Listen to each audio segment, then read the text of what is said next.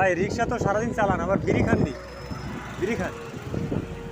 রিক্সা সারাদিন চালাইলে আবার বিড়ি খেলে তো ক্ষতি ভাই বেশি। এতে মানে আপনার ধোঁয়াটায় বেশি কাজ করে বুঝছেন। যে যখন রিক্সা চালান তখন দেখা যায় যে আপনার শরীর দুর্বল হয়ে পড়ে না, দুর্বল হয়ে পড়লে ওই ধোঁয়ায় কাজ করে বেশি বুঝছেন। বিড়ি খাওয়া বাদ দিয়ে দেন ভাই।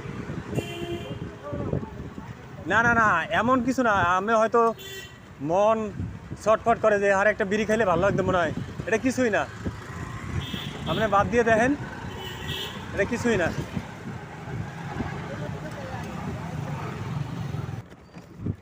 ধূমপান জাতীয় কিছু খায় তখন ওর রোগ প্রতিরোধ ক্ষমতা কমবে যায় না, এরপরে মনে করেন ওই মানে আপনার ধোঁয়ায় অ্যাকশন করে বেশি বুঝছেন। তখন মানুষ দুর্বল করতে মানে তামাকের কষ্ট কম হয়, ধোঁয়ার কষ্ট কম হয় বুঝছেন।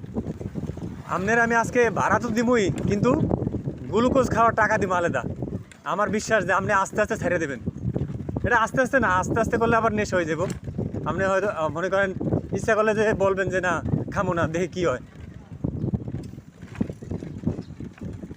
দাঁড়ান, আমি আমার জায়গায় নেওয়ার পরে আপনার আমি গ্লুকোজ খাওয়ার টাকা দেবো, ঠিক আছে? আমার ভাই, আমার বিশ্বাস আমার ভাই ছেড়ে দেবো বিড়ি খাওয়া।